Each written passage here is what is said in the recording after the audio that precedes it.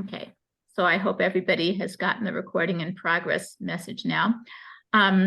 So first of all, I would like to introduce Professor Philip Lutgendorf, who's an emeritus professor at the University the University of Iowa. And Professor Lutgendorf actually has had a number of roles in AIIS. He's currently the chair of our board of trustees. He was the president of AIIS for 8 years. He was the chair of our language committee, and he also served on the selection committee. I'd also like to introduce Professor Arvind Langovan, who is a professor of history at Wright State University. And he actually has served on the AIIS selection committee for 3 years, 1 year of which he was the chair of our selection committee. And I'd also like to present Dr. Sohini Chattopadhyay, who actually was an AIIS junior fellow, and she recently received her PhD from Columbia University in history, and she is going to be talking about how she took the reviewers' comments into consideration as she prepared a successful fellowship application after first being waitlisted in her first attempt to get a fellowship. So I would like to share my screen now, and I'm going to ask Professor Lutgendorf to make his presentation first. Here we go. And Phil, and let me know when I should move to the next slide. Okay, but I'm not seeing your okay, hold your on. slides. Second. So I wonder if anybody else is. Oh, hold on just 1 second.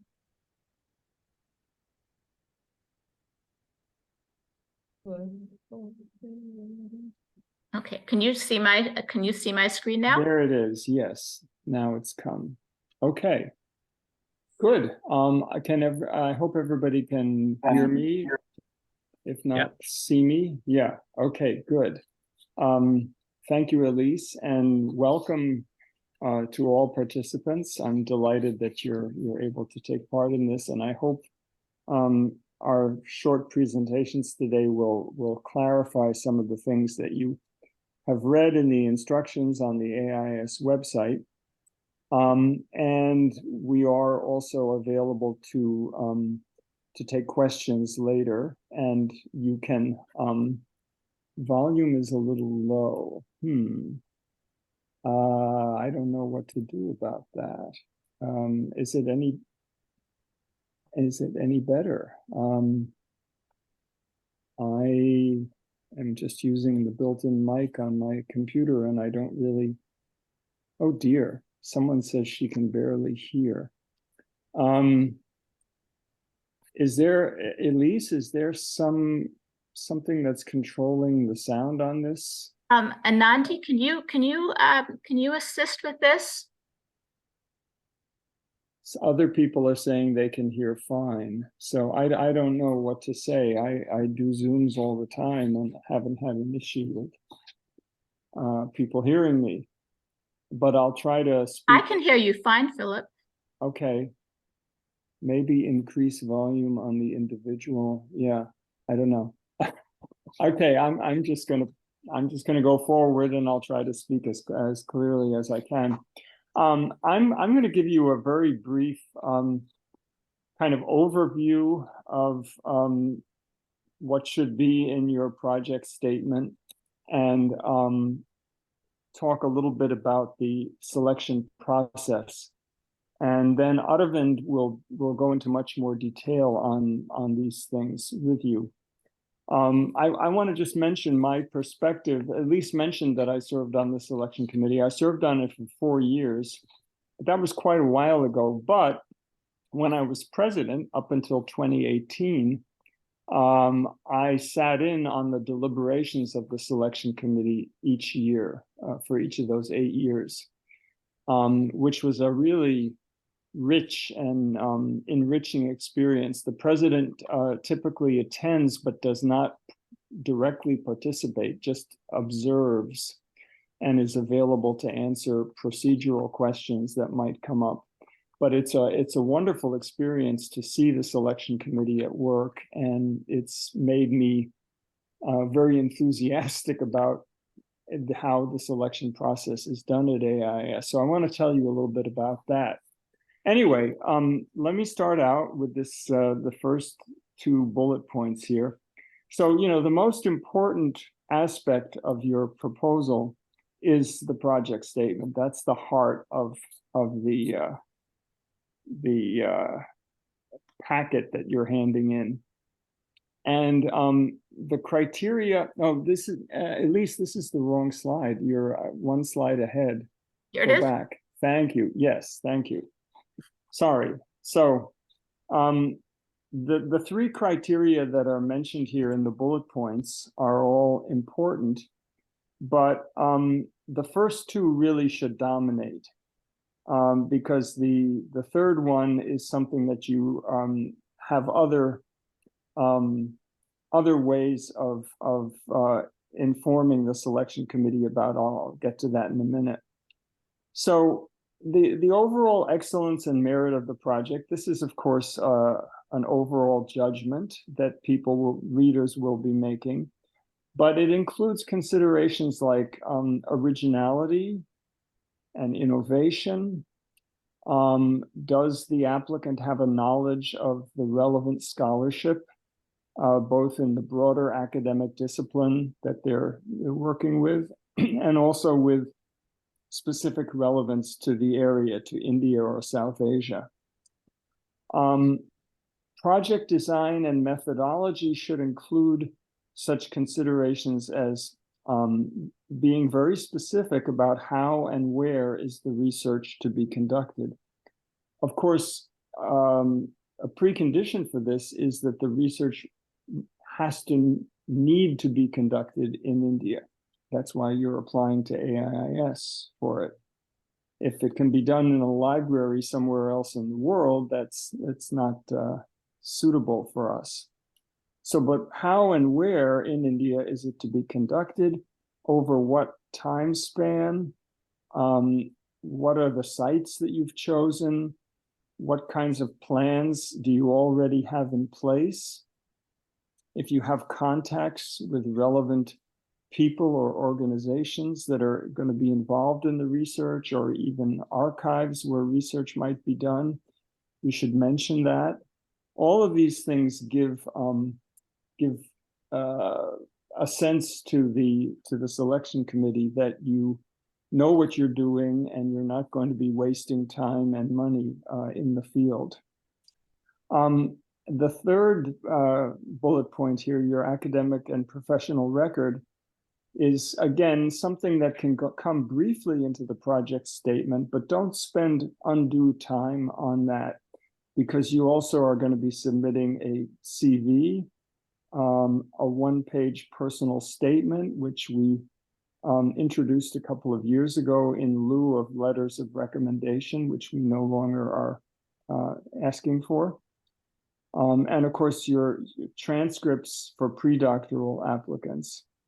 And indeed, the bibliography, you have up to 3 pages potentially for a bibliography to show that you're really familiar with the relevant literature for your project. Okay, I can go to the next slide now.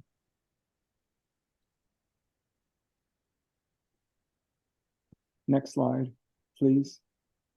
Okay, hold on. Can you see this slide?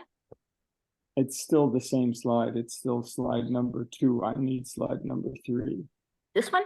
Thank you. Yes. Okay, great. Sorry. Thank you very much. Okay. Yeah. So to talk a little bit about the committee, the selection committee currently consists of 10 members.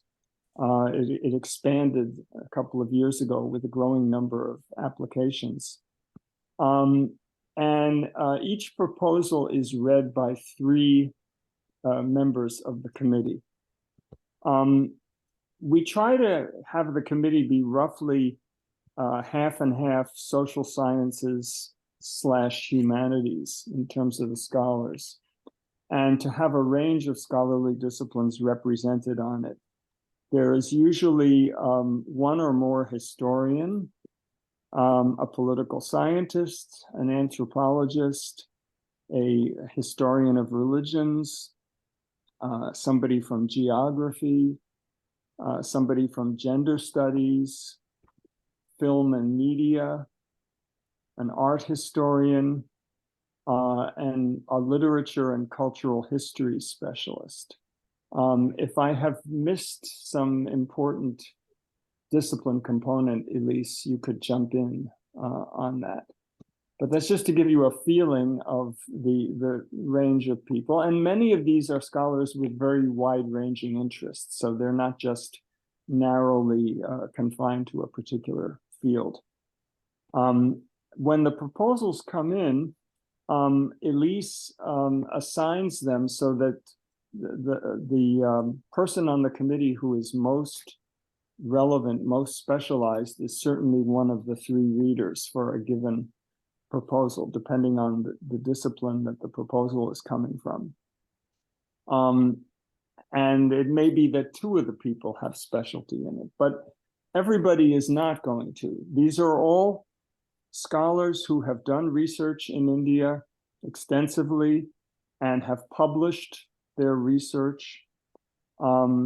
So they all tend to be mid-career or senior scholars. And but they're not going to be specialists in the field that you're necessarily working in. So that's important to keep in mind.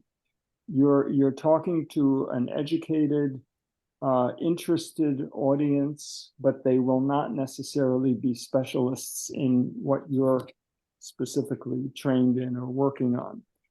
So therefore, I can't overemphasize this business of avoiding discipline-specific jargon and undefined terms. Try to make this interesting and accessible to a, relatively wide readership of India-oriented specialists. One thing to be particularly careful of is acronyms.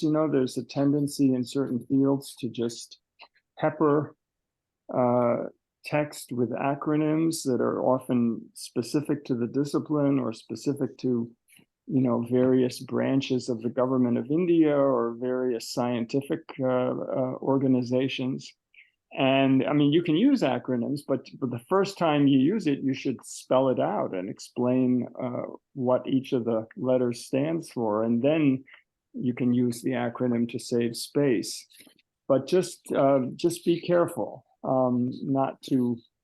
don't assume that everybody is up on the latest acronyms in a particular field or in a particular region of India.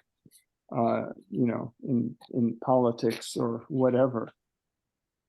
And then finally, this matter of language proficiency. AIIS has always taken language proficiency very seriously because, as you may know, we offer language training, and it's always been an important component of our mission. And the selection committee takes linguistic competence very seriously. And if a proposal seems to require some kind of linguistic competence and doesn't discuss this, doesn't account for it, it's going to lower the score considerably.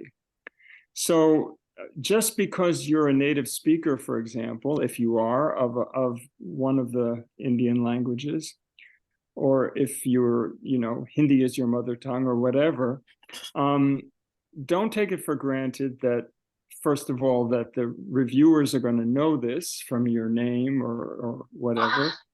And secondly, even for Hindi, we all know that if you're doing research in a remote area of northeastern India, Hindi may not be helpful at all. And even if it's within the so-called Hindi belt, you may be dealing with villagers in an area who don't speak standard Hindi. And so you need to account for how you're going to communicate, how you're going to collect information. Just make sure that that's in there. It's an important component in the project statement. Okay, I will turn it over to Aravind. Thank you very much, Philip. So Arvind, I'm going to move to the next slide. Hold on. Okay, great. So thank you, Arvind. Thank you, Philip, very much. Yeah, thank you, Elise. Thanks, Philip. I think that's a great, good starting point to jump into the project statement. So as you all know, the project statement is really the heart and soul of the application, right? So among all the things that the committee looks at, they spend a lot of time reading your project statement. And many of us, I mean, I can say this for myself, having served in the selection committee, I've often read a project statement multiple times before I make up my mind on it. So it's really the 6 pages that is a project statement is something that you have to focus extensively on, if not most of your time, in preparing this application, right? Now, why is this project statement important? It's really important because on the one hand, it's only 6 pages. Now, depending on how you feel, 6 pages could be too short or it could be too long. But we have always felt in the committee that 6 pages is actually enough to convey to the committee the project that you're pursuing, the reasons why you're pursuing, its importance, its critical importance, its originality, as Philip pointed out, etc. So the first thing to keep in mind is to be extremely judicious in the way you use the project statement to convey your ideas, right? So the committee typically looks at a number of things in the project statement. So obviously, the committee members, in all probability, do not know the candidate or the applicant. So you have to introduce your research interest in such a way that it immediately speaks to the committee in a way, right? So in other words, if it could very well be that your intended pursuit, your research project is somewhat esoteric, right? It could be somewhat out of the ordinary, which is fine. But if you can find a way to introduce that to the readers in a much more accessible way, and as we said, jargon-free way, that would be really very helpful for your application, right? So oftentimes we've found when we read the applications is the project seems interesting, but I really don't know what the person wants to do, right? So things are not immediately clear to the committee. So it's best to avoid situations where at the end of reading the project statement, the committee still does not know what exactly you want to do, right? So that would be one of the key points to remember. So to clearly convey in the application, in the project statement, to demonstrate that what you want to do X, you want to go to these archives, or you want to go to these sites for field work, you're going to be talking to these people for your oral interviews, you're going to be looking at these institutions, or you're going to be collaborating with somebody in order to do something. So whatever it is that you Excuse me, if everyone needs to mute themselves. Please mute yourself if you're not speaking. So everyone needs to mute themselves. Thank you. Yeah. So basically, whatever you intend to do and you intend to accomplish, the action part of it should really be very clear in the project statement, right? In your project proposal. And another aspect to keep in mind is, as we all know, I mean, our projects are developing, and some things are going to be clear to you at this stage, some things are going to be clear to you after you've gone to the field. But in general, it would be very helpful for the committee if you are able to even actually clearly state those limitations, right? So for instance, you may be going to do field work, and in the field work you intend to interview X number of people on a particular question, and it would be, and sometimes those questions may be delicate questions, it could be sensitive questions, and you could say that, and then you could also say in what ways you think you might be limited in doing this particular exercise, because that gives a sense to the committee that you know what you're doing and that you're going to be able to get the information that you're going to, you know, that you're pursuing, and you're also aware of the limits. Because oftentimes we know, I mean, especially in fieldworks, anthropology, we intend to discover something, and we intend to get some information, and you know, oftentimes your subjects won't give you that information. Your interviewees won't give you that information. So it's best to give a clear sense to the committee in your project statement that here are some of the limits that you foresee, and that's a good thing. That's a good thing to do.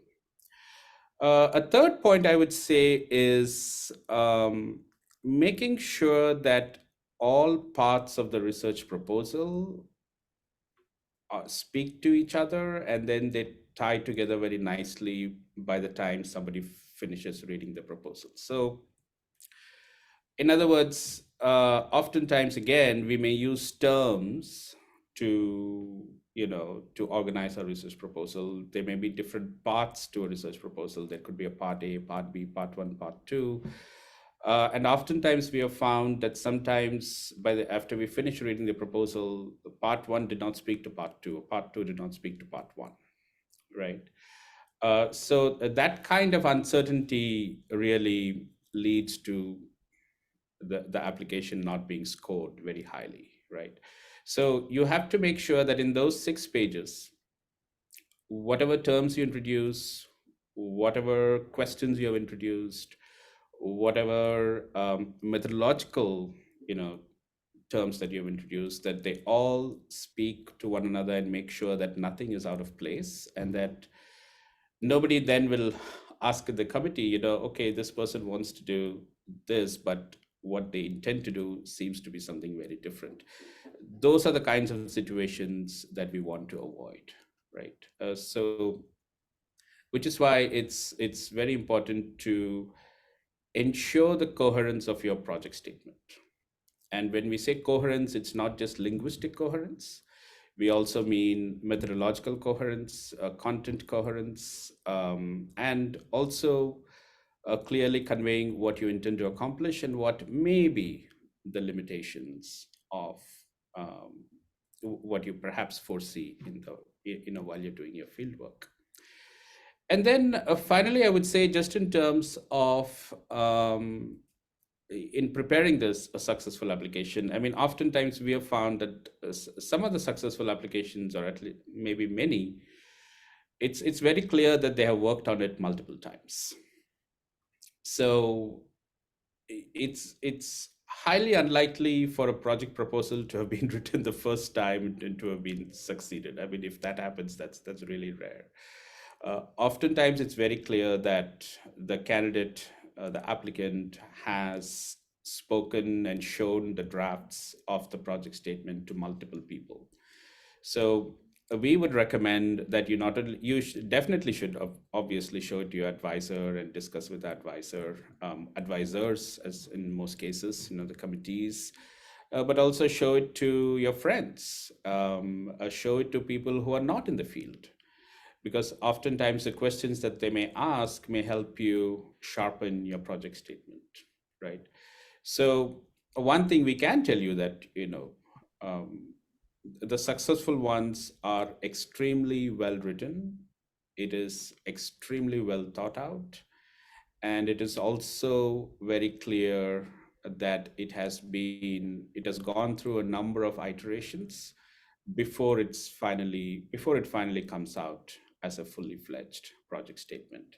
So those 6 pages, if you spend 3 months preparing it, that'll be great, right? Just to make sure that, at least 3 months, just to make sure that it covers every possible, aspect. It answers questions even before somebody asks it, and just in terms of conveying the clarity, and also in terms of conveying your preparation, right?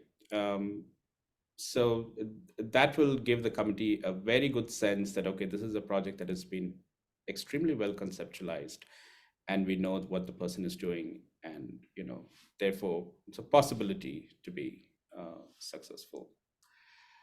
Elise, did you want me to talk about the archives as well, or is that the next slide?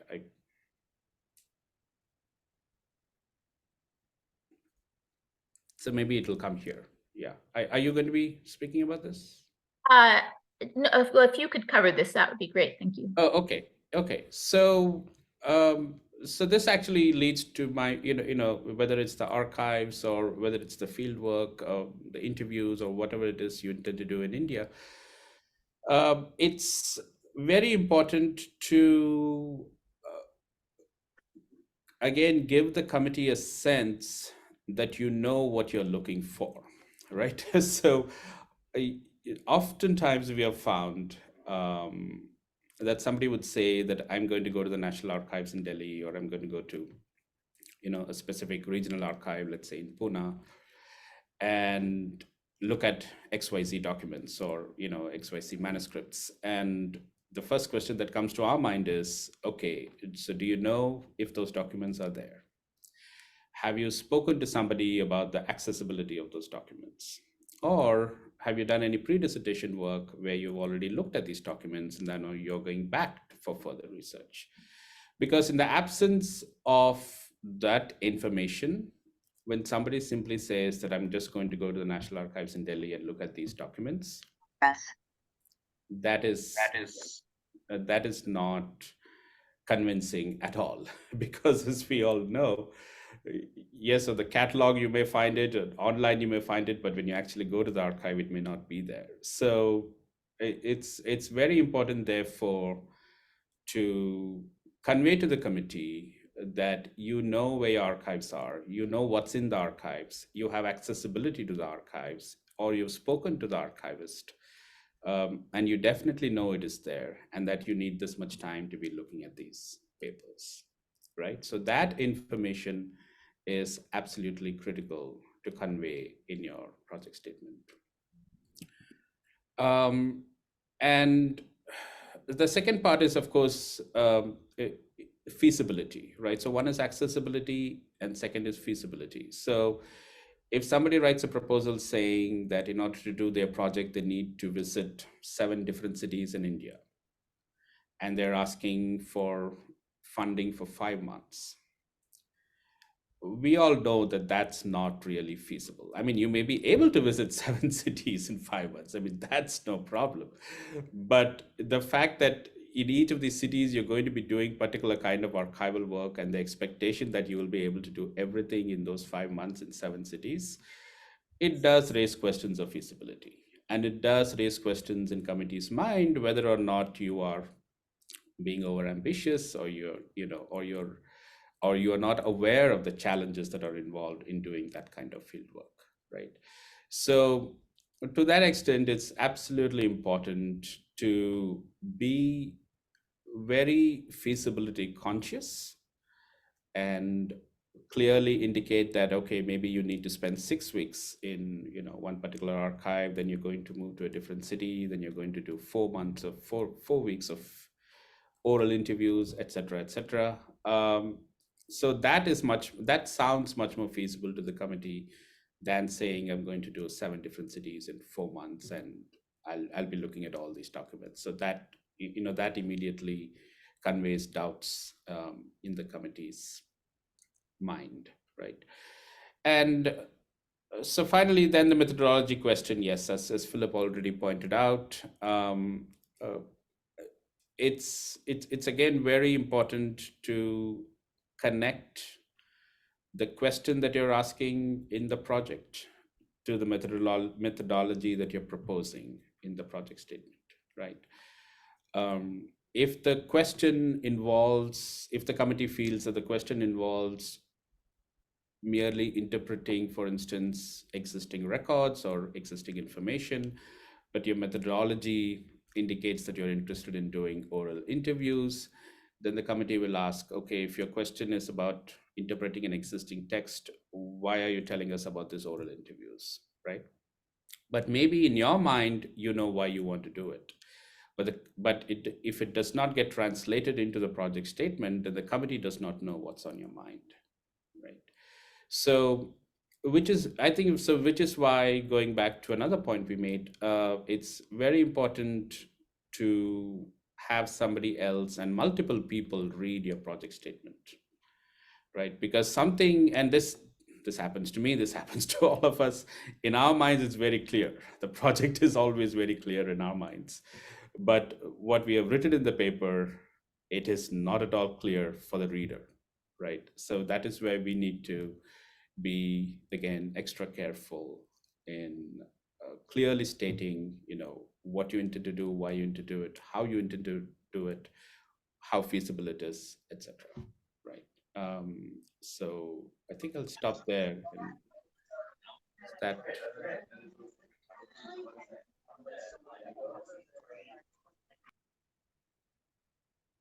Okay, well, thank you so much, Arvind. That was so helpful. And I'm going to talk about some tips, some tips for people, things to keep in mind before Sohini speaks. So first of all, the bibliography. I think a lot of people think of the bibliography as a kind of an afterthought, but it's actually a really, really important part of your overall application. The bibliography can be 1 to 3 pages, and you should list all the important, relevant scholarship in your field, the papers, the articles, and the books, and so forth that you think are really crucial, because the committee will really want to see that you are very well grounded in the existing scholarship and that you're very familiar with the existing scholarship. So again, do not shortchange your bibliography. Do not wait until the very last minute to prepare the bibliography. It's a really, really important part of the application. And as Arvind pointed out, some people I think, oh, well, if I don't mention some of the challenges, that might come up, maybe the committee won't notice or something, but actually the committee will notice. That's one of the things that the committee does take into consideration. So you really have to think about challenges, both in terms of access, whether you're going to have access to certain types of research subjects where people are going to, if you're going to be asking people about sensitive topics, are you really going to, you have to think through very carefully how you're going to get access to the subjects you want to study. Are you going to get access to the archives you want to look at? And when it comes to linguistic proficiency, if you do not have the linguistic proficiency that would be required for your project, you have to be pretty upfront about whether you're going to be seeking the assistance of a local interpreter. That's very important to include in your project, just to make sure that the committee knows that you are very well prepared and you've thought everything out. Your proposal should not be written as your project should not be written as a book proposal. And this is a problem with a very large number of applications that I've actually, this coming year will, I think, be my 26th selection committee meeting that I'll be sitting in on. And I can tell you a very large number of people will present a proposal as a book proposal, or as your dissertation proposal, where people will say, they'll spend the entire 6 pages talking about, what chapter 1 is going to look like and what chapter 2 is going to look like and what chapter 3 is going to look like. And then maybe at the very end, they'll lay out their research methodology about what they're going to do in India. And that is not what we're looking for. This is a research proposal. So you do need to tell us what your overall project is, obviously, but you should not shortchange your methodology section and what you're actually planning on doing in India. That's what we're funding. We're funding you to go to India and do a specific project. So, so you should not think of this as a book proposal. You should think of this less as what your final project is actually going to look like, and more what you're actually going to be doing on the ground and how it makes sense in terms of your goals for your project. You should not present your conclusions as foregone, which is another kind of mistake that a lot of people make. You don't want to give the impression to the committee that you've already, come to your conclusions, and you're just going to go to India just to confirm what you've already decided.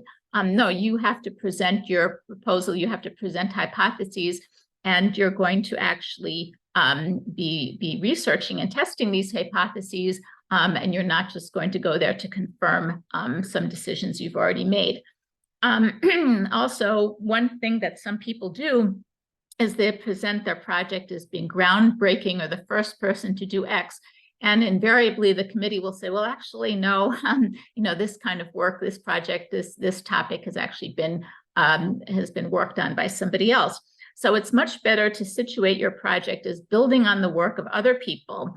You're investigating new angles, you're introducing new variables and so forth. You're sort of you're standing on the shoulders of people, so to speak, that have already worked on this project, because the committee will always, someone on the committee, the disciplinary expert will know about the existing scholarship in your field. So it's much better to be a little bit humble about your research.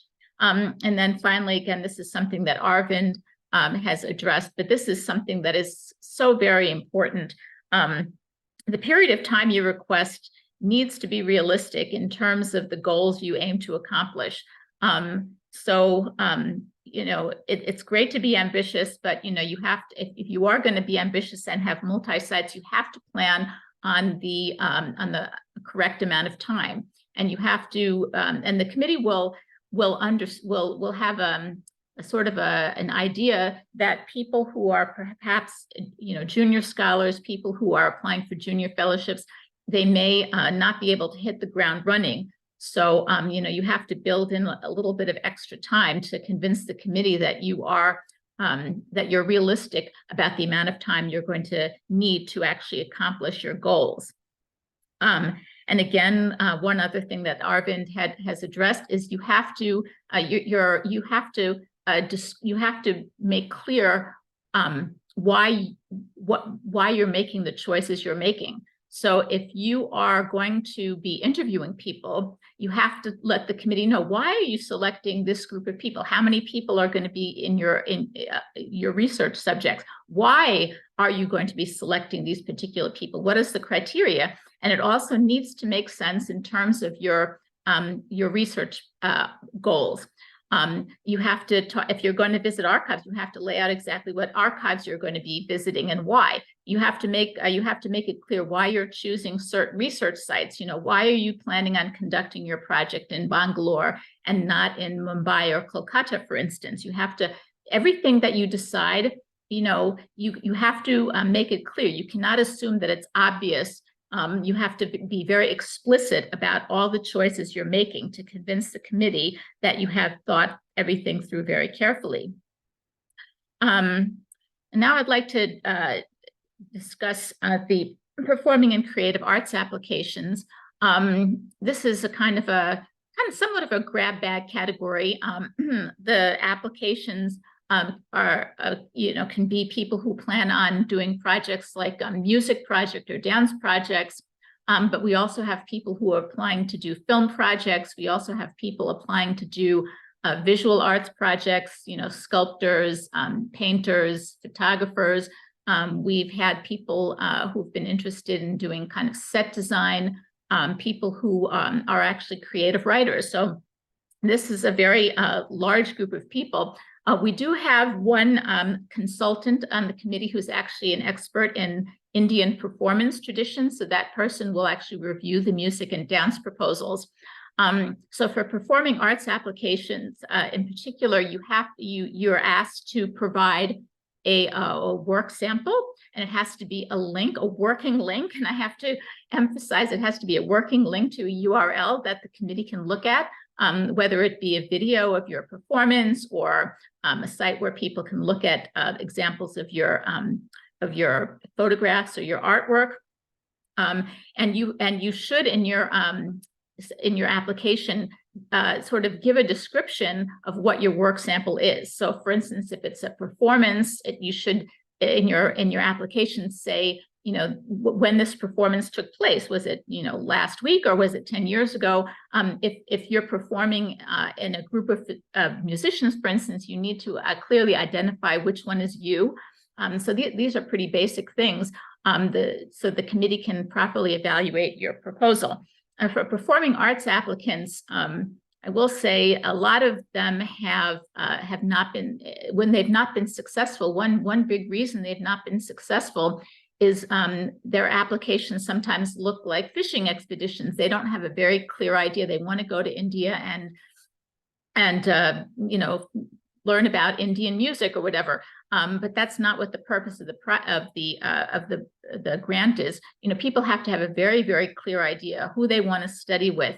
You know, they should know exactly where they're going to go, who they're going to study with, what their goals are. They should describe what the outcome of the project is going to be. Is it going to be they're going to choreograph a dance composition? Are they going to be writing new music? Or are they going to be performing in a series of concerts? Are they going to be educating children or adults about a musical tradition? Are they going to be creating an art exhibit? That needs to be explicit.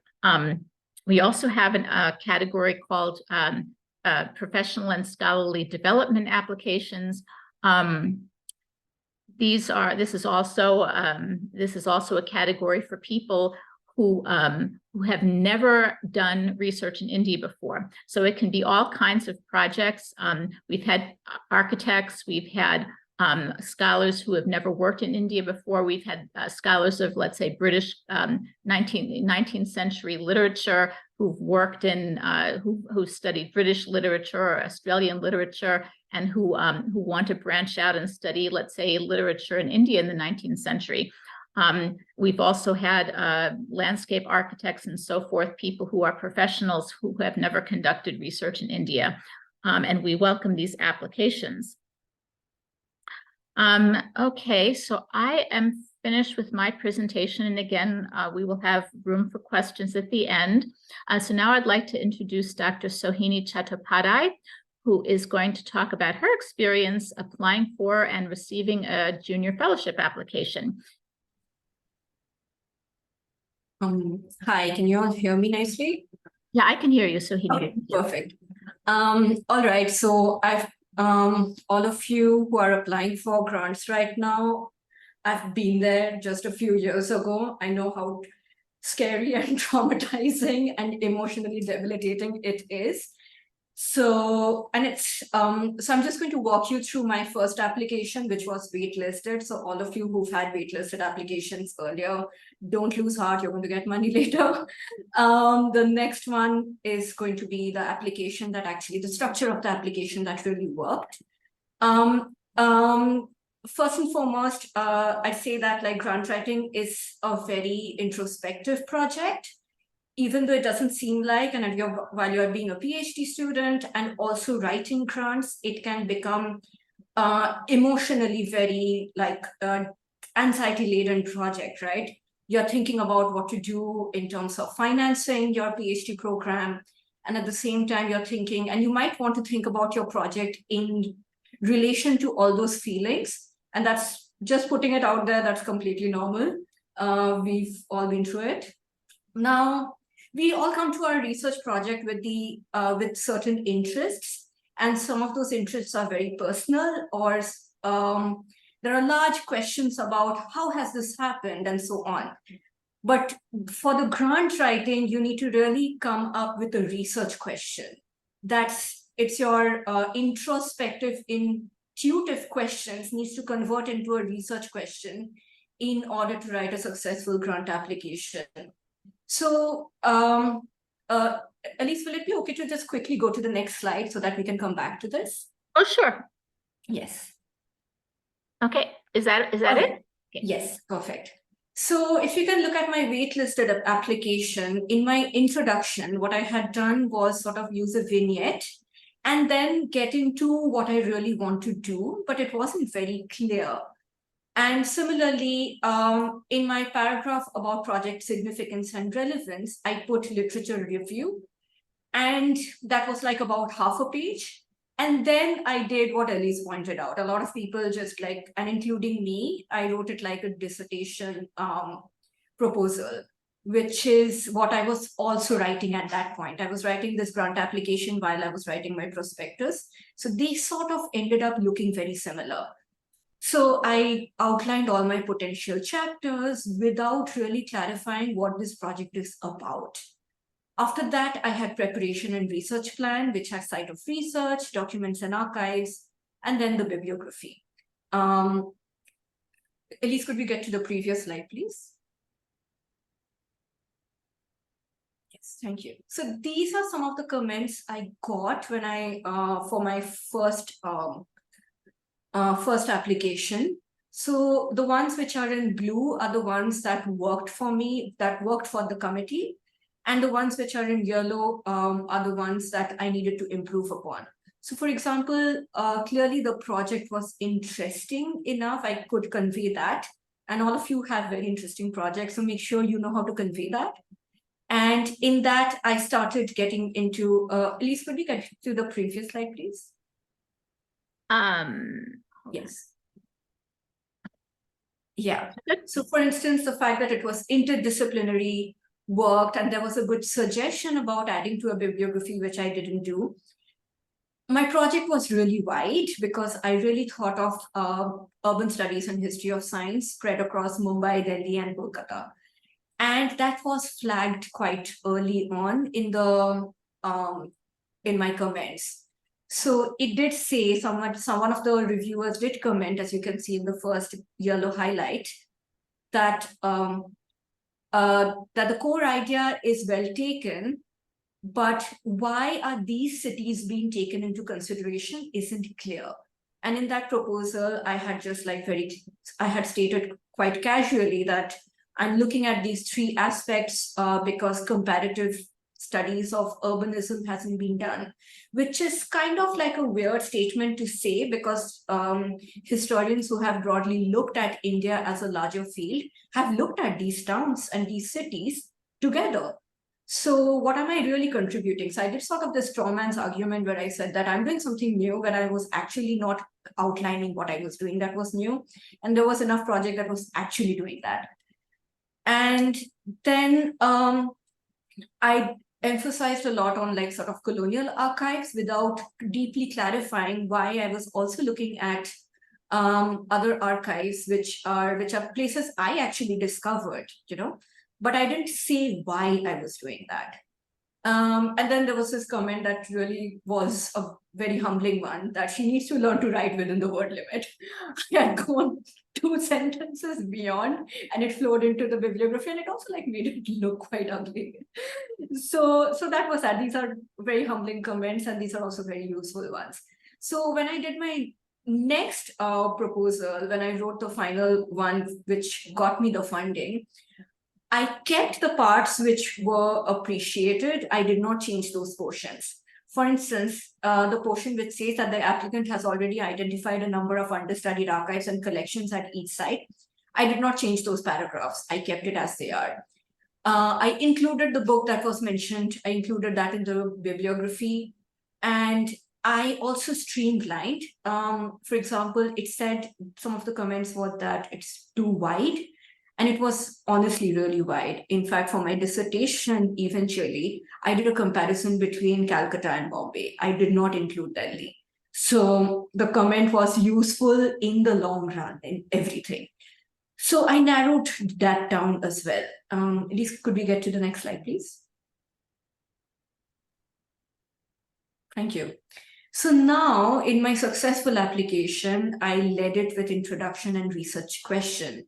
As I said earlier, I had introduced with a vignette of sorts because I thought, look, I have cool archives. And then I went into sort of deep dive into its analysis, and I sort of like wasted a little bit of space in that.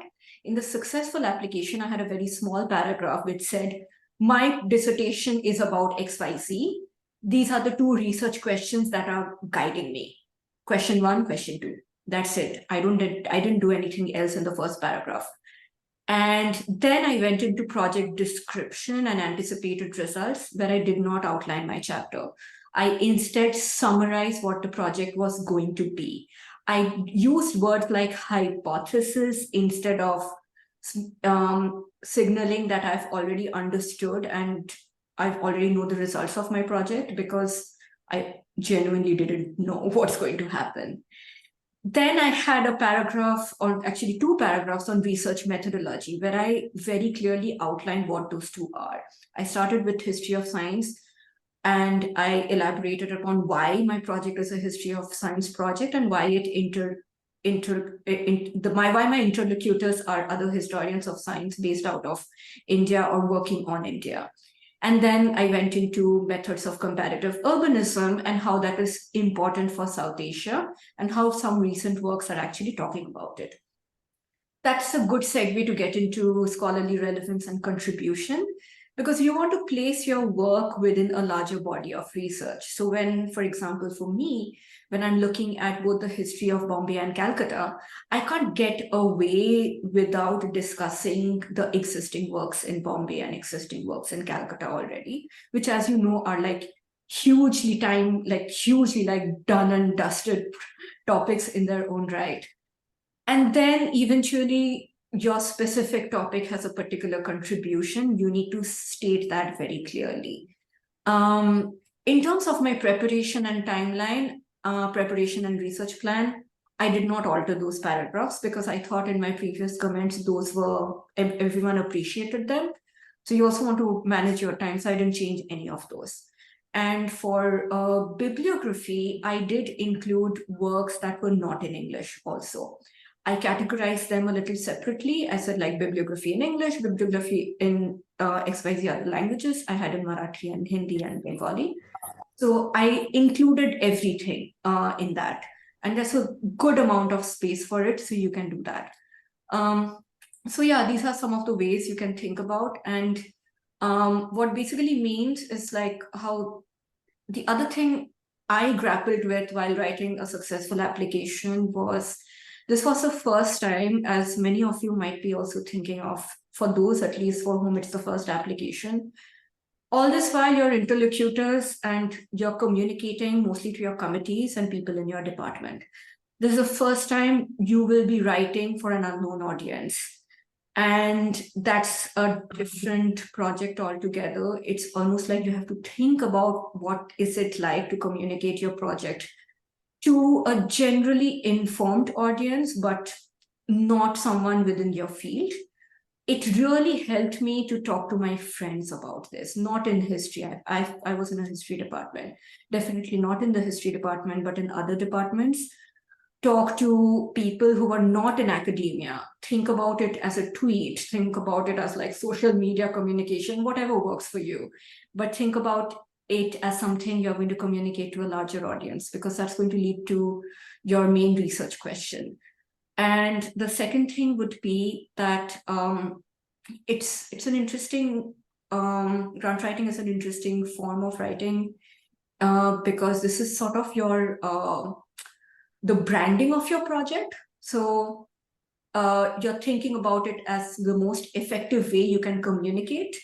So for me, for example, sometimes the Word document, writing it and typing it down on a Word document got very jarring, and I couldn't do it initially. So I categorized all these sections as PowerPoint presentations first.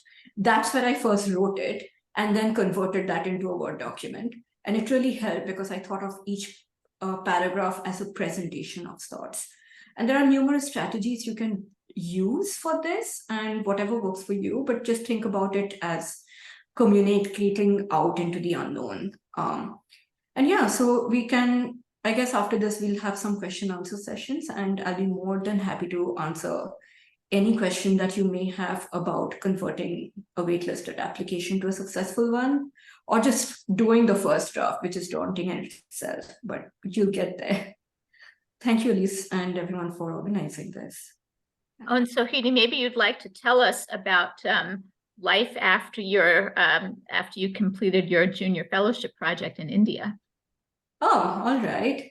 So I did this workshop last year as well when I was frantically writing my PhD, and Elise has seen many of my trauma in the process. But yeah, so I did my research during COVID. Unfortunately, my first year of field work started with COVID, and as will be for many of you who started your PhD program with COVID. So I understand that ridiculous trauma we were going through. I was in India during my project. I had this, and I also had a part of SSRC, IDRF, which doesn't exist anymore. So, so grants really helped me survive in India. So thank you, AIIS. After that, I had a year to finish my dissertation, my PhD. I defended in June. I'm yet to get my degree. And I've started as an assistant professor in history at Union College. So I'm suddenly having to jump from writing a dissertation to thinking about what does one do to get tenure. So that's the new field I'm dealing with. Thank you. And you know, I'll honestly say this, the grant application was so useful because it helped me write my PhD introduction, because I was I needed to communicate with clarity. And for all of you who are going to go through defense, you'll see a lot of people will be focusing on the introduction. So the grant application really helps in that. The grant application also helped me with my cover letter and my job applications. I used this as the sort of like my format, and then cut down on portions to reduce my project into like a paragraph, which is what you need to do for your job application. So just think of your grant application as a first line of thinking about how to effectively communicate about your project. And even if you end up not getting funding for this, the application process and the review committee's comments that you're going to get are going to help you in the long run with your introduction, with your job applications, and I guess eventually, you know, for the rest of my academic life in some way or the other.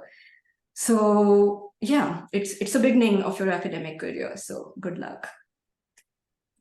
Elise, can I add a couple of things to what I said before about and thank you so much, Sohini, and congratulations on finishing your dissertation and the job. Yeah. Yeah, I just want to say a little bit more about the process, the selection process. So I mentioned that there are 3 designated readers for each proposal, but there may be more, because committee members often read proposals that are not assigned to them simply because the topic interests them. And as a proposal comes up, every proposal comes up for discussion. And as they come up, there is very lively discussion about the proposal. And typically the person who gave the highest score will state why, and the person who gave the lower score will give their reason. And then committee members have the option to revise their scores. Proposals are scored on 1 to 5, but then with 2 decimal places. And with the understanding that a proposal has to get at least 4 to be in the fundable range, generally. And so there's lively discussion. People will change their scores, go up or down, depending on what they hear from other committee members. And then a very important thing that AIIS prides itself on is the feedback. So the assigned people are supposed to write comments, constructive comments, that will be shared with the applicant. And regardless of whether the proposal is successful or not. So it's not just proposals that are not funded that get comments, but proposals that are funded get comments as well. Simply because it may help the person think out their research, or they may be applying to another granting agency and they may be able to sharpen up that proposal with the comments they got from AIIS. Many granting agencies don't give you any feedback, but at AIIS we always do, and many people, like as Sohini said, they find the comments extremely helpful, whether they're resubmitting or just continuing to think about their own research.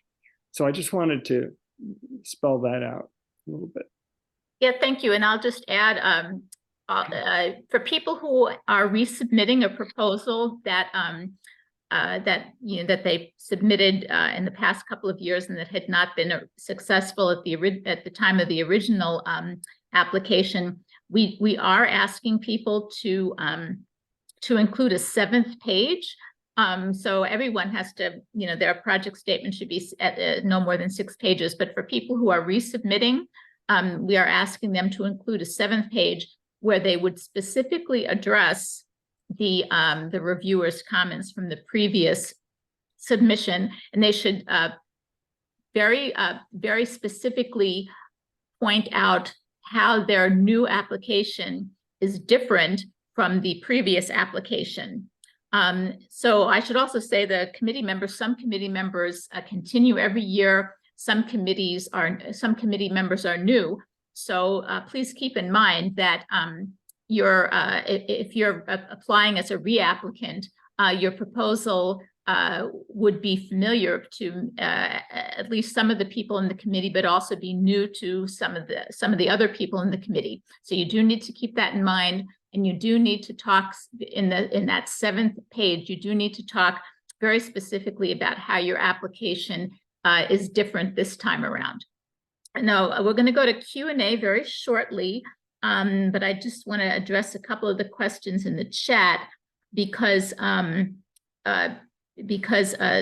think several people would have the same question. So in terms of a timeline, you do not have to say, oh, I'm going to start my project in January of 2025, and this is what I'm going to do in January, this is what I'm going to do in February. But if you're going to do a 9-month project, you should say in month 1, I'm planning on doing X. In month 2 and 3, I'm planning on doing Y. So you don't have to, decide the absolutely specific month and year that you're going to be going to India, but you should talk about, your timeline in terms of month 1, month 2, month 3, and so forth. When it comes to citing works in the bibliography in in the text of your project statement, so remember, the project statement is only 6 pages long, so you don't want to clutter up the project statement with footnotes and so forth. If you are mentioning, that your project is very much indebted to a scholarship of one person or another person, you may want to cite one of the works in the bibliography, but you don't need to put the full citation in the text of your project statement, again, because you only have 6 pages. So if you're going to be discussing the work of Mr. A. Singh, you should just in parentheses, put A. Singh 2015, whatever. And then, of course, the reviewers will be able to go to your bibliography and they'll be able to get the complete citation. So just to save space in your project statement, you don't need to have a full citation. You do not need to mention in your project statement, you do not need to cite all the works in your bibliography. Again, your bibliography can be 3 pages long, so you're not going to have an opportunity to cite every single work.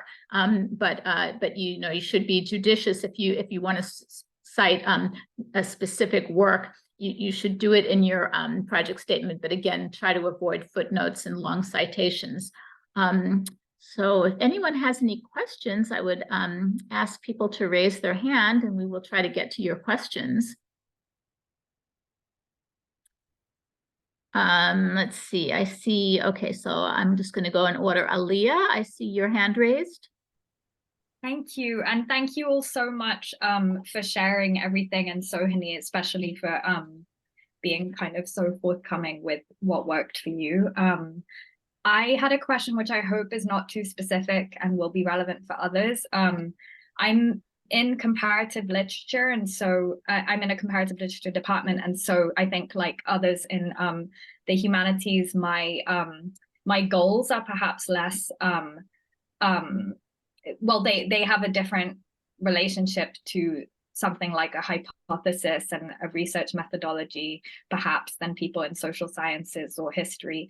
And my question, and so a component of what I would hope to do if I was to get a fellowship would be archival, and that would be, I think, clearer to articulate. However, one component also would be working with the author, one of the authors who I am looking at in the dissertation, to translate some of her work into English. And I'm just curious as to whether the kind of like double-pronged approach to try to do archival research and produce a translation would appear to be, you know, just to the points about feasibility and coherence, whether they would appear to be unfeasible or incoherent, or and it's wiser to just make one claim about archival work, or whether in fact, if it's articulated well, a project like that could be successful.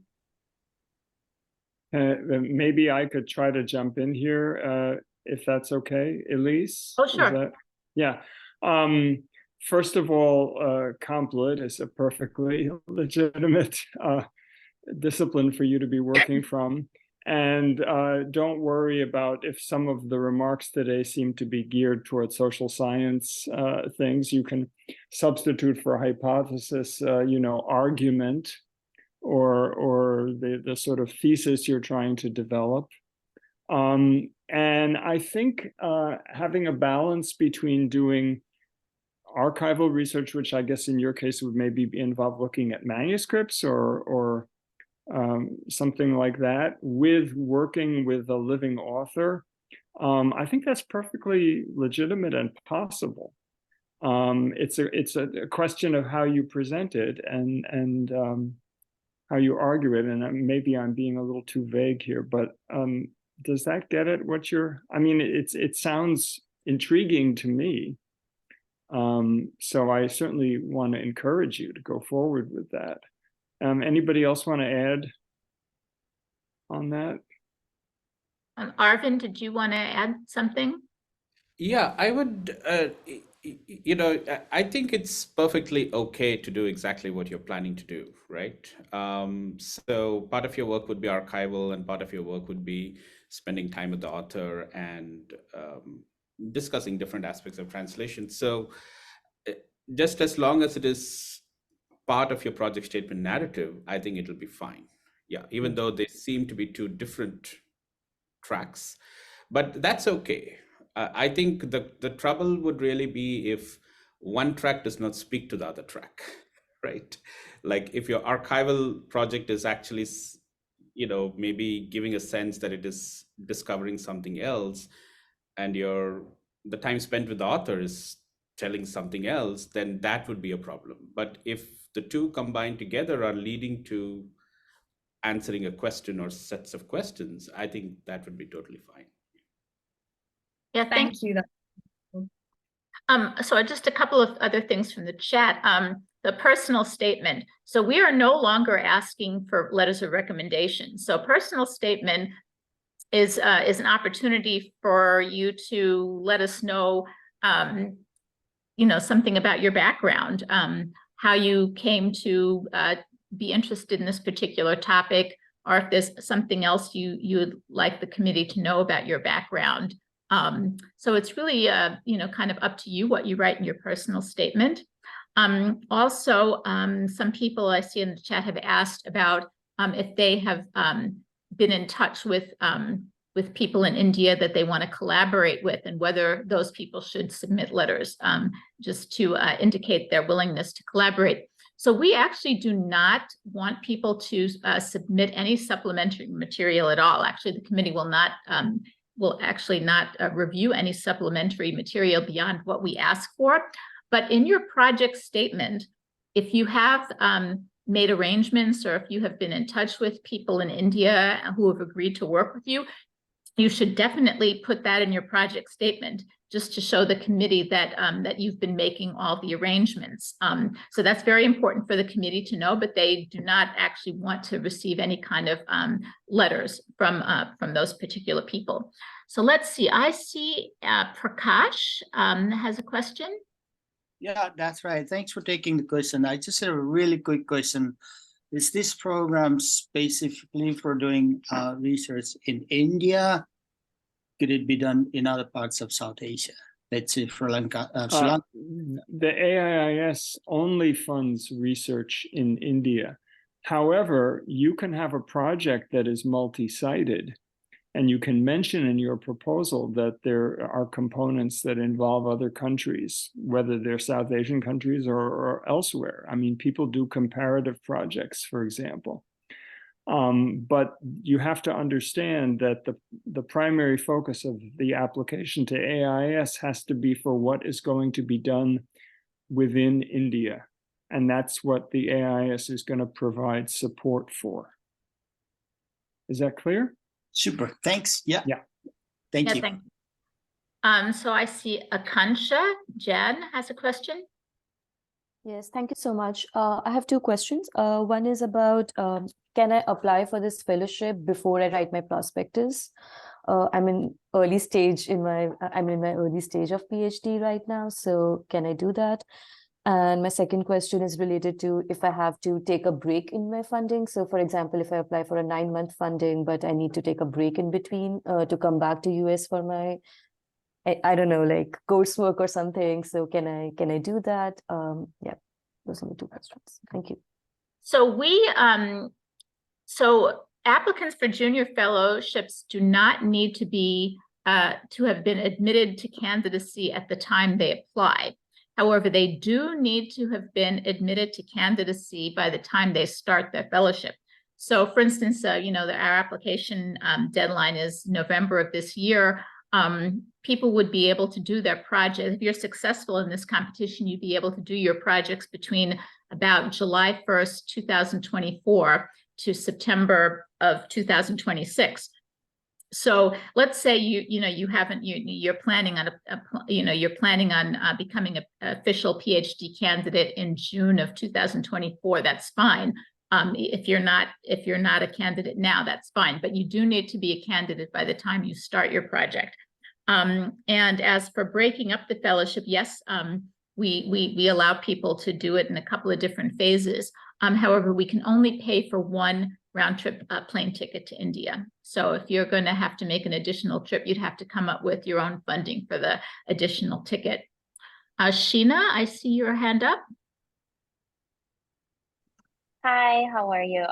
Thanks everyone for just giving us a lot more information about applying for this program. I also have, maybe it's a specific question, but I also hope that it's relevant to others.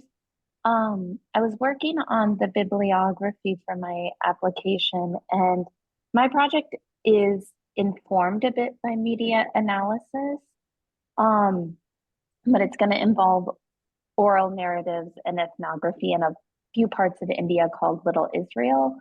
And I was just curious about when I'm constructing the bibliography,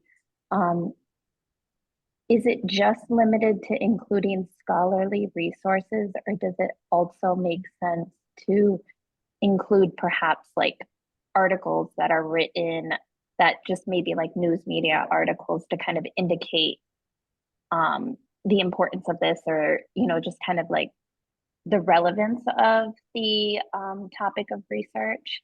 And then I just have one more question about thinking about the political climate in India in this moment. How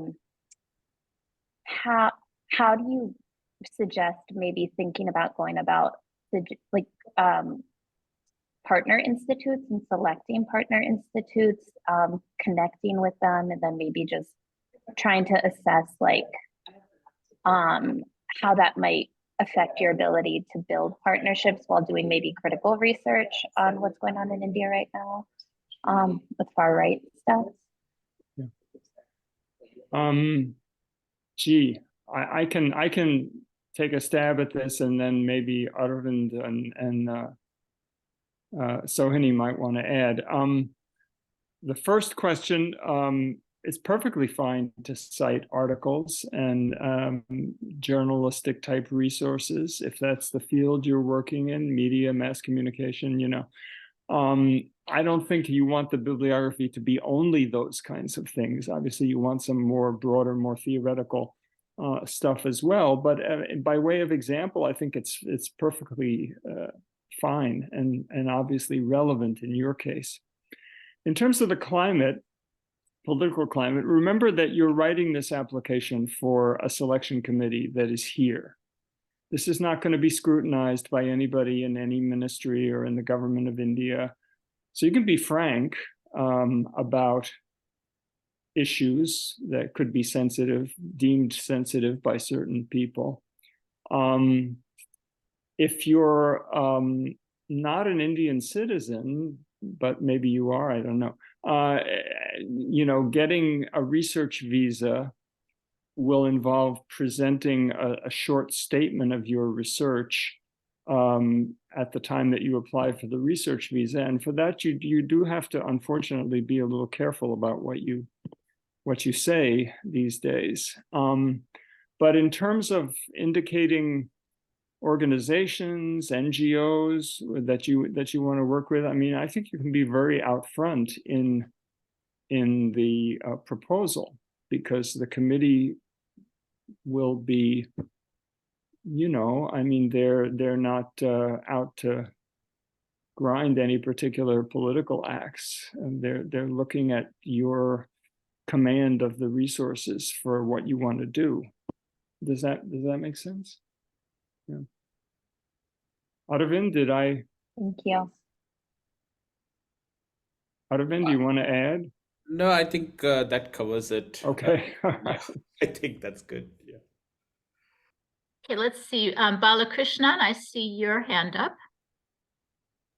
Yeah, thank you. Are you able to hear me all right? Yes, I can hear you. Thanks, Elise. Thanks, everyone, for this lovely 1 hour.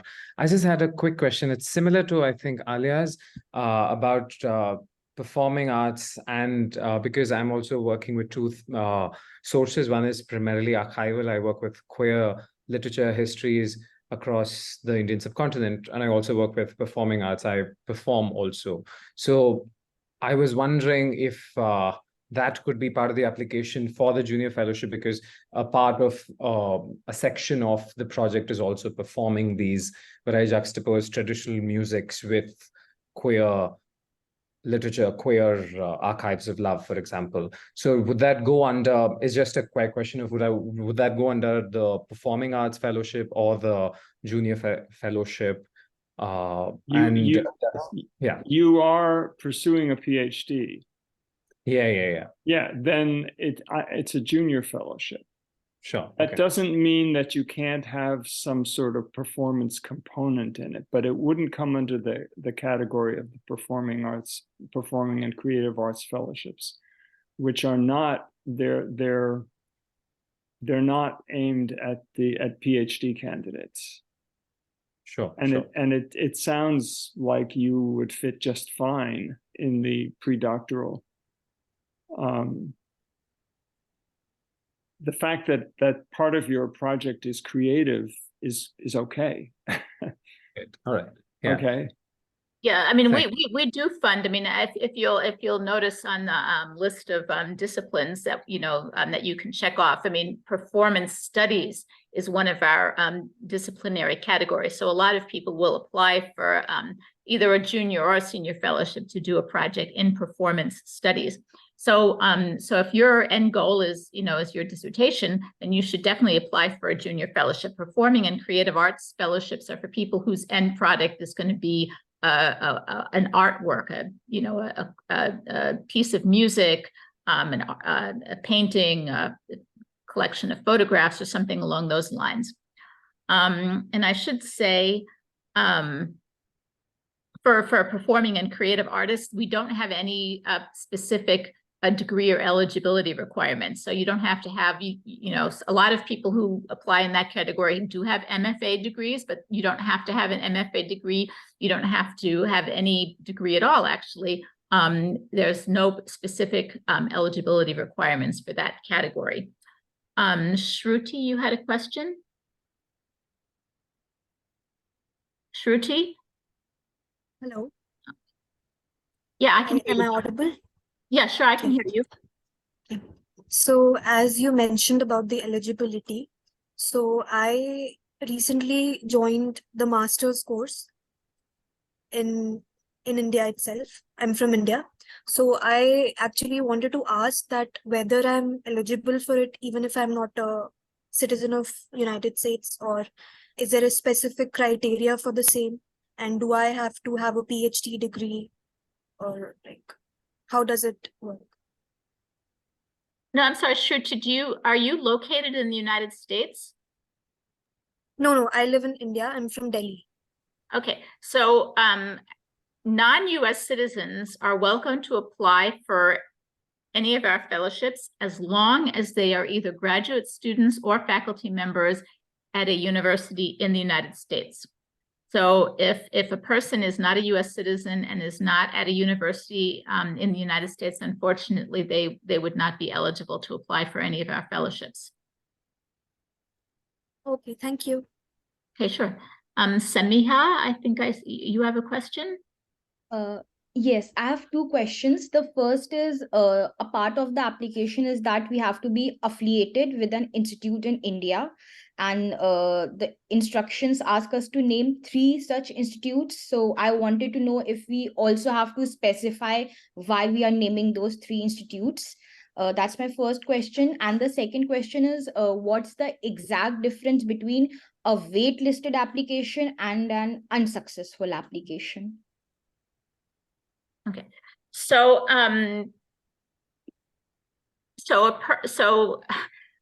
I can address affiliation. Oh, sure, yeah, why don't you go ahead? Yeah, so the institutions for potential affiliation are really just suggestions. The institute will make sure that you are affiliated with an institution, but it may not be one of the 3 that you come up with yourself, or you know, there's something of an art to getting scholars affiliated, and it's complicated. And so in other words, you don't want to waste a lot of time in your application. If there are key people in India that you need to work with or collaborate with, it's important to say that, and if you're already in contact with them. But that they may not be at the institution with which you ultimately end up being affiliated. It's something of a formality, but it's also something that we try to match people as closely as possible in terms of their interests and their regional focus with relevant institutions. But in any case, I wouldn't end up devoting a lot of time to that in the proposal itself. Is that fair, Elise? Yeah. Yeah, and also I think a lot of people tend to agonize a lot about what their affiliating institution is. You know, you need to be affiliated with an institution in India. It's a requirement of the Indian government.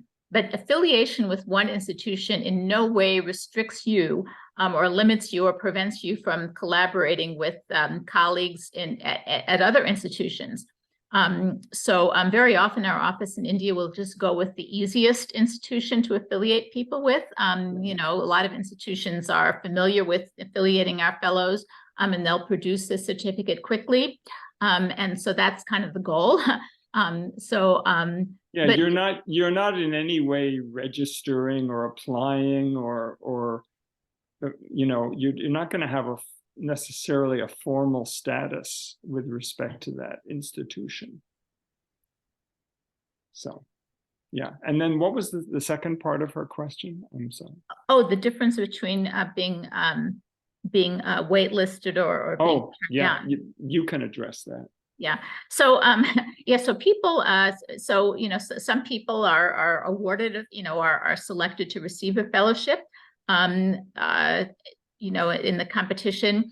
Some people are actually informed that that their application is not going to be awarded a fellowship.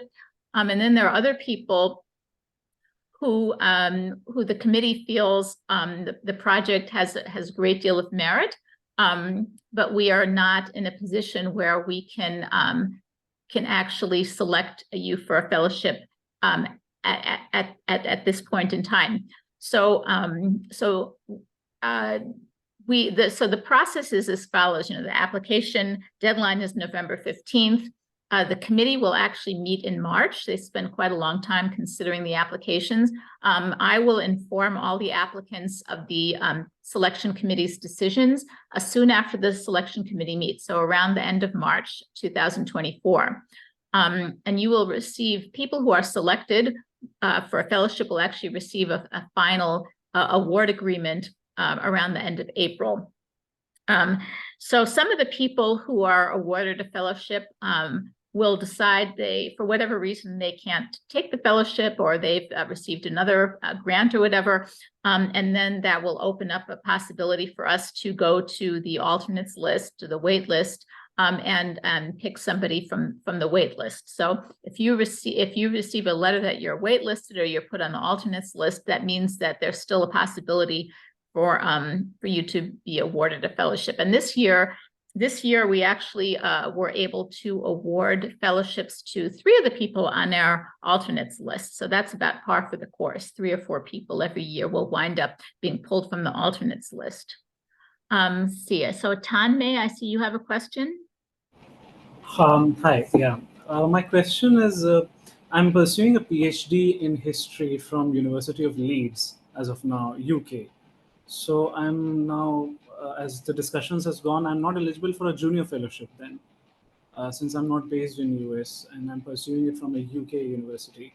So for the senior fellowship, does it mandate that I should have completed my PhD, or while pursuing I can apply for a fellowship? So are you a US citizen or a non-US citizen? No, I'm a non-US citizen. So our eligibility requirements are that for people who are not US citizens, they do need to actually be either graduate students or faculty at a university in the United States. So that's the basic requirement. So for people, But it's not eligible? It's not for the senior fellowship, right? No, for the senior fellowship also. So if you want to apply for a senior fellowship, if you are not a U.S. citizen and you want to apply for a senior fellowship, you do need to be faculty at a university in the United States. So that's the basic eligibility requirement, that non-U.S. citizens are welcome to apply, but they do need to have this affiliation with the university in the United States. Also, I mean, just for people who do want to apply for a senior fellowship before they actually get their degree, they should have a very realistic chance of actually having their degree by very shortly. So for instance, if our application deadline is November, if you think you can apply for a senior fellowship if you're going to get your degree before the summer of 2024, if you're very sure that you are. But if it's very tentative, the committee is not going to award a senior fellowship to someone if they really think that that person is not going to have their degree in hand by the summer of 2024. Thank you. So are there any other questions? Just again, Tanmay, if you complete a PhD in the UK, but then get a teaching job in the US, you would be eligible to apply for a senior fellowship. Right, I understand. Yeah, Thank got you so that. much. Yeah. Hi, Elise. Uh-huh. Yeah, so there was a question by Malini here, which I thought was very useful for others also. If I can just read that out. Sure, go ahead, please. Yes. So what advice do you have for responding to a reviewer who may be asking you to go in a different direction from what you were intending? Example, a reviewer recommending that you do comparative research across cities when that may not have been the intention. So I'd quickly like to respond because I think that's a really good question and that will be very useful for a lot of us here. So I did get one or two feedbacks, which I thought was not what I really wanted to do. And what I did for my next application was I stuck to my own plans, but I clarified more clearly as to why I want to do that. So there were certain portions that I did not in the reviews, which may be about, which may be nudging me towards a different direction than I wanted to. But I took that as ways to think of how to clarify my own desires a little better. And in the final proposal, I clarified why I want to do my project the way I want to do, but with just little bit more clarity. So for instance, for mine, I was really invested in a comparative urban history project. And one of the questions that I got in the review was that why is a comparative necessary between these two cities? Because it doesn't seem quite clear as to why that's required. So in my method section, I ended up, for the final proposal, I ended up actually having a section on comparatives, just to clarify why I think that project is, and that pattern of the project is important. So yes, that's what I did. And thanks for this question. This is something I had really thought about when I was looking at the reviews. Yeah. Shubhra, you have a question? Hi, thank you so much for having this discussion. I have a question. I am a theater artist and looking at your performing artist fellowship, I have a question about whether there's a certain role that you prefer as a theater artist. Should it have to be a playwright or a director or something within the production aspect? Because I generally fall in as a playwright and a director, and I wanted to know if there is any such, requirement or anything like that in terms of, I did hear you say something about a set designer, but I didn't know if that was in relation to the theater arts. So I just kind of wanted to ask, or is there no preference? And, it really depends on the project. That's fine too.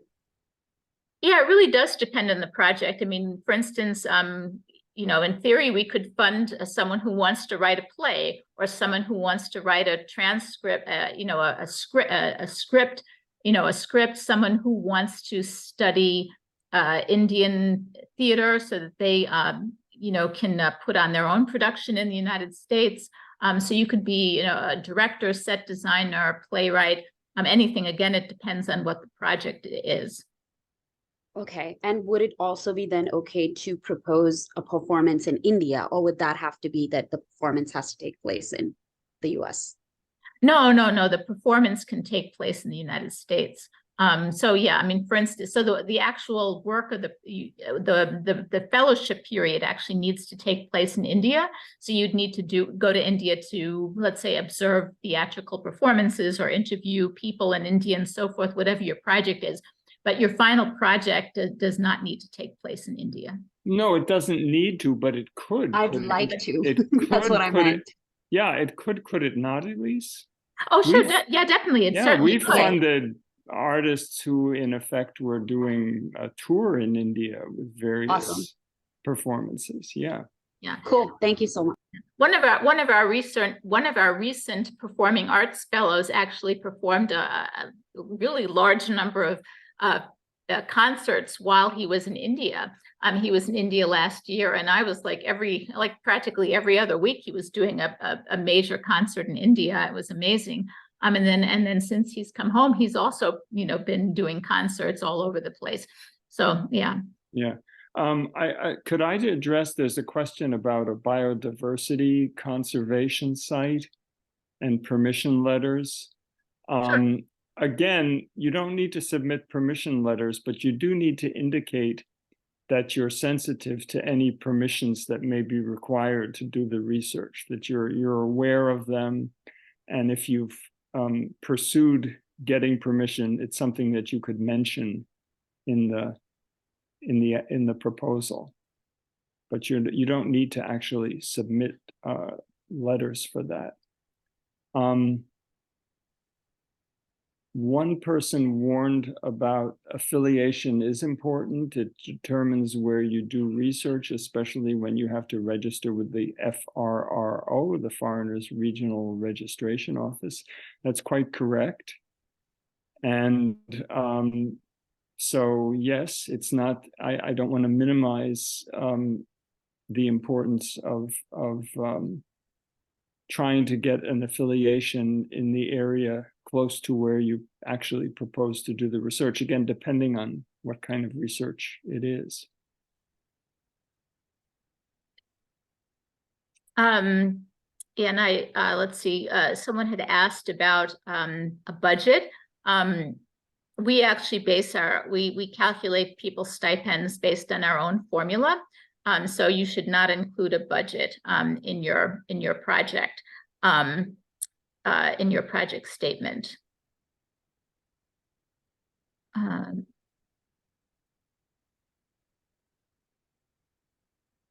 So someone had asked if they can do a project focusing on Indian citizens living abroad.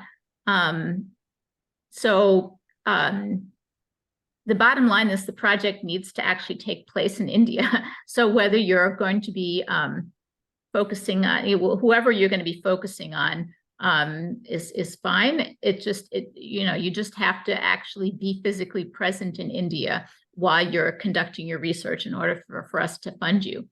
I think we can maybe take one more question. I see Isti Bhattacharya has a question.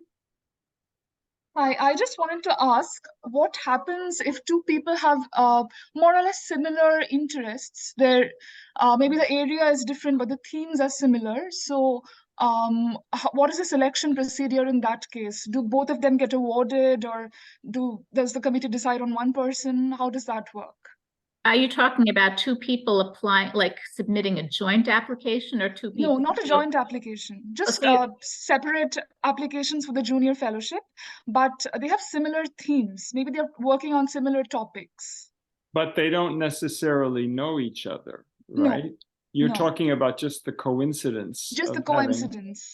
Yeah, and then it really depends entirely on the merits of the individual proposals. I mean, we have at times had years where, all of a sudden there are 5 applications that deal with scavenging and waste disposal. And the committee will sort of note that as an interesting trend, that, gee, there's a lot of people working on this topic at different places. But what gets funded, it's not like they're not given a number. You can only fund one proposal on waste disposal or recycling. It depends entirely on the strength of the proposal. So you're not being compared, necessarily to another proposal that happens to deal with a similar topic. Thank you so much. Yeah. Okay, so I think we are at time now. We will be actually posting a recording of this on the website, on the fellowship application page of the website. And if you have any additional questions, you can just email me. I'm going to actually put my email address in the chat. So please don't hesitate to email me any of your questions that you might have. I'll be very happy to answer them. If I can't answer that, I will certainly ask Arvind, Philip, or Sohini to answer your questions. And I would like to thank everybody for joining. And I hope you found this useful. And Elise, can you go through the chat, and if there are specific questions that you can readily answer that didn't get answered in the discussion, you can email the people? Sure, yeah, I've Yeah, actually yeah. been going through the chat Yeah. also. Okay. So anyway, I'd like to thank everybody so much. Let's see, I'm gonna